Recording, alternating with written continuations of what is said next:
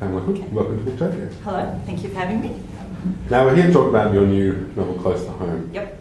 Can you give us just a kind of teaser about what it's about? Okay, so the novel is set amidst an outbreak of the Hendra virus, which for people that aren't horsey might not know, it's an outbreak of a virus that's transferred from bats to horses, and humans can pick it up from horses.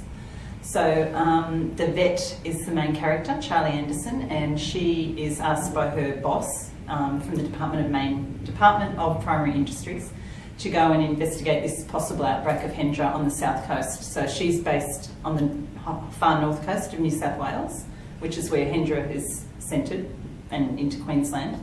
And then so she has to go back to this town, which unbeknownst to her boss is a town where she spent part of her life growing up and not very happily. So she's not very keen about going back, but goes because it's a job and she's dedicated and all that sort of thing. So it's been a big learning curve for me, learning about Hendra virus. Yeah. Well, that part of that, some people really enjoy that part of the process of writing a novel, is that research into an area you really know. Yeah, well, I knew a little bit about it because we do have horses. All my books have had some sort of horsey element. And I first sort of came across the idea of using it for a book when I got into a little bit of a heated discussion with another parent about whether you should vaccinate your horses or not. And it just made me realise, oh wow, this is quite this can be quite a big area of conflict, because some people are very pro-vaccination, some are very anti, and and there's a lot of ramifications obviously if you don't vaccinate and then the horse catches it or whatever. So it just sort of sparked off an idea, and I thought, we'll build a bit of conflict around this. So just went with it. Yeah. Close to Home touches on some, using the title, some things that are pretty close to home, some issues of domestic violence, and so how did you approach that aspect?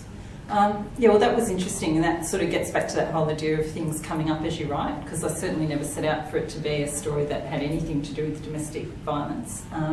But when the main character, Charlie, goes back to the town where the Hendra is broken out, the reason she doesn't want to go back is because there are relatives there who she used to live with in a not very happy family situation.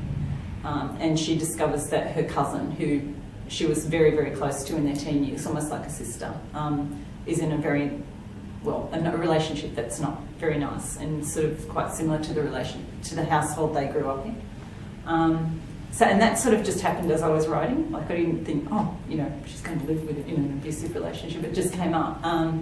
So then that was interesting for me too, because obviously it's a very sensitive issue, and so I was very conscious as I was revising the book of making sure that I, didn't sort of say anything that was offensive, or I had to just look really carefully at the way things were worded and described, and it was great to have some really good help from editors with that. Because it is, when you have a strong narrative, some things get caught up in that pool and need to go in areas, and in the flow of writing you can sometimes not see the bigger ramifications. It's not till you look back and read the thing as a whole and see, and I mean that was a great sort of addition to the storyline. Added a lot of conflict and put all of the characters into situations where they had to really question what they were doing and how they related to each other. So even though it started with an outbreak of Hendra, it sort of develops much more into a family drama and family relationship situation. I think I've said it a number of times, but the novel is such a wonderful way to explore issues that you may not face in your own life.